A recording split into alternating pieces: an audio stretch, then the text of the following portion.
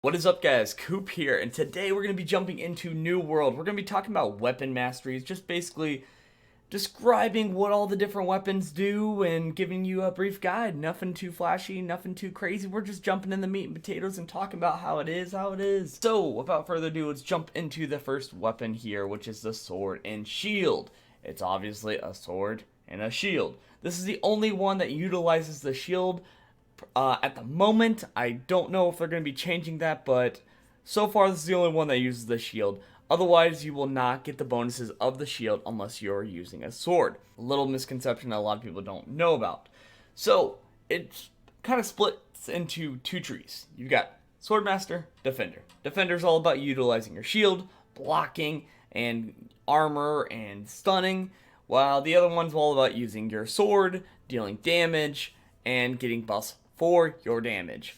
However, this one is not focused on damage per se. See, sword and shield's obviously the role of the tank. This is all about you mitigating damage and being able to do a good amount of damage in the time periods in between your blocks. So that's kind of what this one all focuses on. Some notable perks to mention in here is you have defensive formation, which allows it to where when you block, it also helps out your allies that are nearby by 30%, which is pretty nice. There's also some really cool perks that give you extra life. You've got like Defiant Stance here, which also gives you restoration, which can heal you.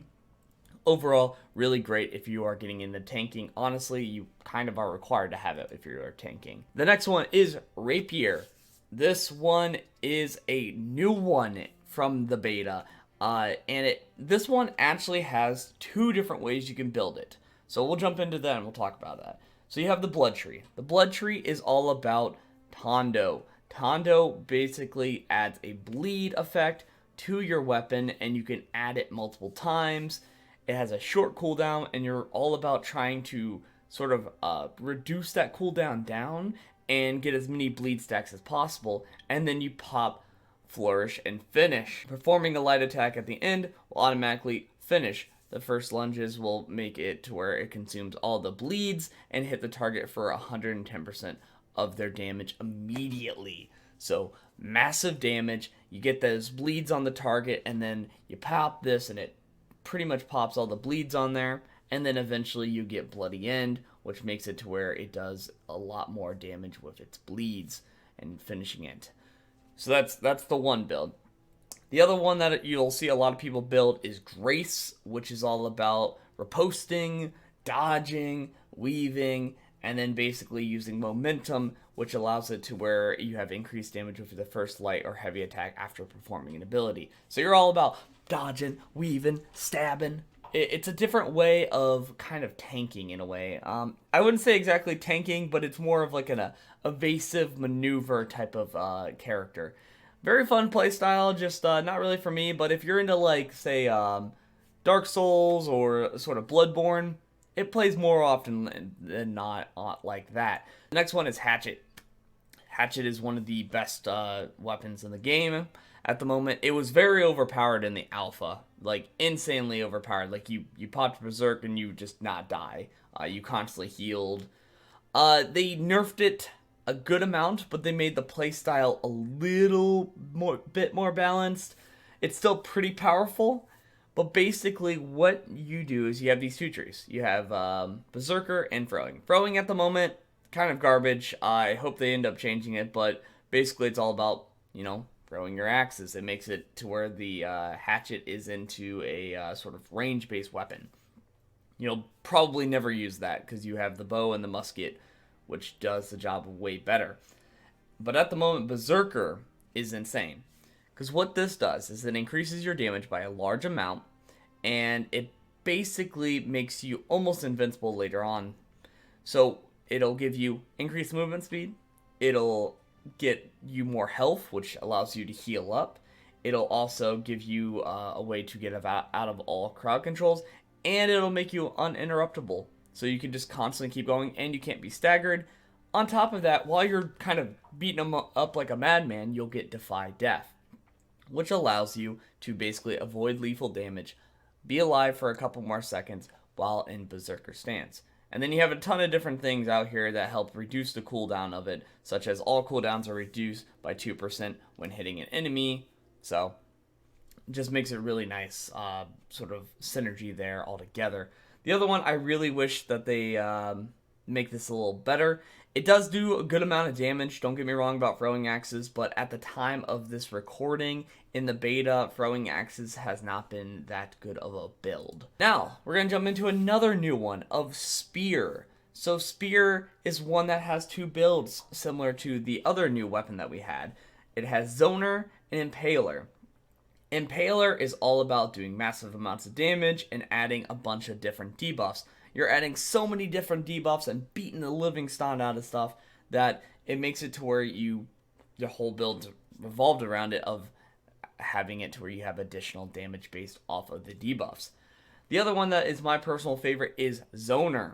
This partners up really well with the Musket, as you will see later on. What the Zoner is all about is basically stunning, staggering, slowing, just constantly being that annoying guy that's making it really hard to reach him. And what he is doing is he's poking you with a stick from afar. So a lot of your damage is actually based off of you utilizing the time in between, getting that stamina back, and then on top of it, having it to where you do more damage based off of how far you are from the target. You have a longer reach with this weapon, and it is very important that you utilize it. So therefore, with this, having those extra stuns and slows allows you to kind of back up, get those good dodges in. Next, we have the Great Axe. So the Great Axe's specialty is basically pulling in the enemy. It has a ton of different abilities that help pull it in and deal massive amounts of damage. As you can see here, from a powerful overhead attack, dealing tons of damage there, pulling in enemies. There's another ability which allows you to get swings with multiple enemies, a vortex which basically pulls all of them in. So the axe is just all about massive damage, pulling them in, doing big hits. While the Warhammer is more about doing penalties and doing massive stuns, massive kind of controlling the areas. So this is really good for PvP, as you'll see a lot of people walking around with sort of Warhammer and a Great Axe, as they'll do the Warhammer to kind of stun the area and do a lot of different debuffs and sort of effects, and then they'll do the Great Axe to pull them in and then do massive damage. They just partner up really well together, and they have their own unique roles that can partner up with other weapons, but together they're a powerful wombo combo that can't be stopped. We get into the range-based sort of category of everything here. There will be an additional one, pistol, that was announced. At the moment of beta, it has not been shown. But let's talk about the bow. So the bow is a curious one. It has Skirmisher, which allows it to be able to kind of bounce into combat, do massive amounts of AoE damage, and having its own unique sort of poison. While Hunter is also more about doing damage, but it's all about shooting multiple at like a single target from what I've seen. It does have sort of its splits in different areas, but in general, these two trees kind of go hand in hand together. You can actually build around both trees. What you can see here is knee shot. It allows it to where if you do like a leg shot, it makes it to where it slows down the target. And concussion, where if you land a headshot, it deals more damage and you have a chance of getting your arrow back, which is very nice because the thing with these ranged-based weapons is that they do require ammo, which can be kind of annoying and tedious as time goes on, so having that nice perk is very helpful.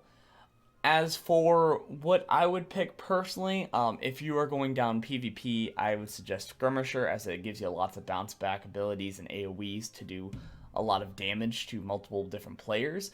Hunter I would more utilize for dungeons and sort of expedition-based content going forward.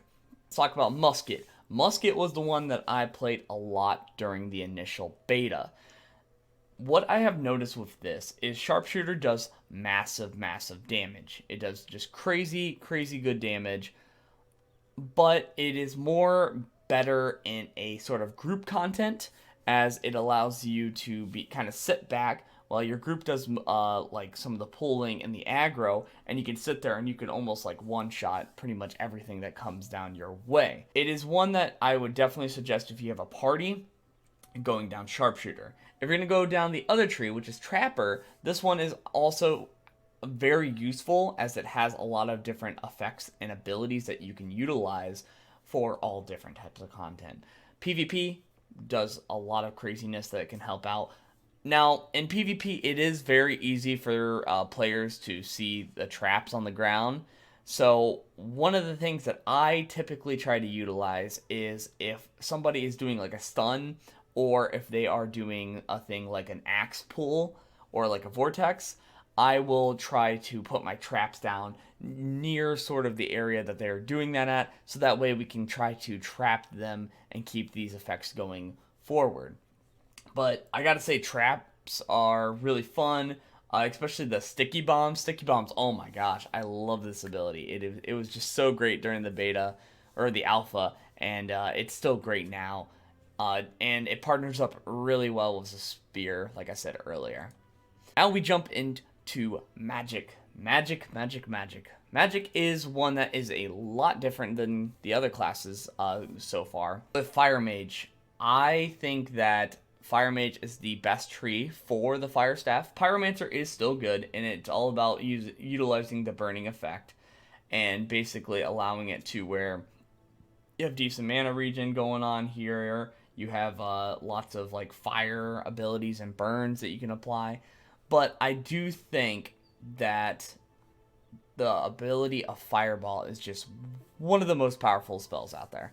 It just does massive amounts of damage. It leaves a burning ground, and it can be utilized in PvP and PvE especially, because in PvE you can easily keep and kite the enemies, and they'll just sit there and stand in the flame if you do that.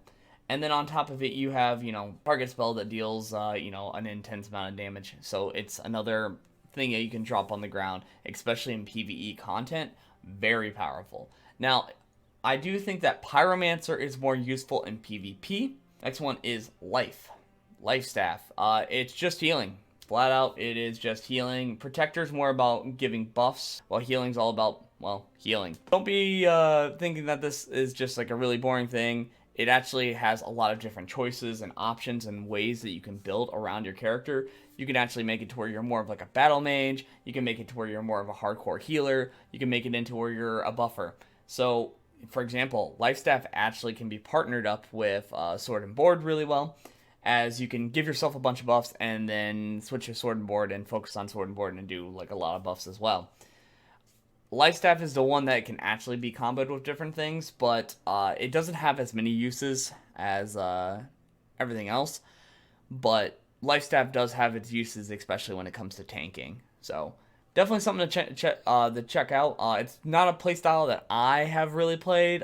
It seems really rough when leveling. Overall, there's a lot of potential and a lot of different growth here, and you're going to really want one for every single party out there. Next is Ice Gauntlet, another new one, and this one is awesome.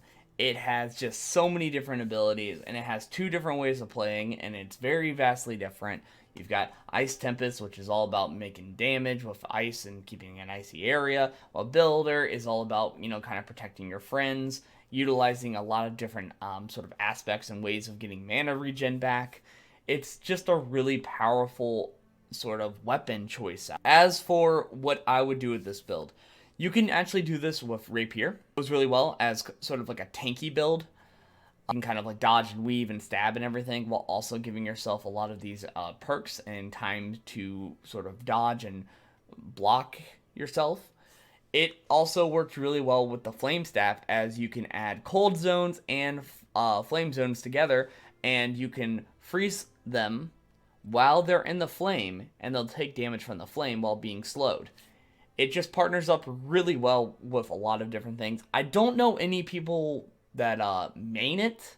It just works as a really good complementing spec to the other ones out there. So guys, that is my conclusion to the Weapon Mastery perks. I try to keep it simple and easy as possible without getting too detailed into it, but basically, I wanted to tell you guys roughly what type of builds that you're going to be trying to build with these different types of weapons, while also keeping it as the shortest I can possibly do it without going too long. But I know this video is already going to be a long one, but I tried my best, guys. I tried my best. Anyways, be sure to subscribe. Be sure to like the channel. I will be trying to do more New World content if it is popular. Obviously, we're still in beta. I don't want to get too deep into it because I already got really deep with the alpha. And I know that in just like a short month, they're just going to be resetting it anyways. But let me know what you guys think down below. Let me know what you guys are building down below as well. I do have one build guide that I'm going to be doing with this character that I'm going to be showing. And then after that, I'm going to probably sit for a bit, wait for the actual release, and then we'll be jumping into the meat and potatoes then and starting videos from there. Without further ado, guys, I'm done ranting, and I will see you guys next time.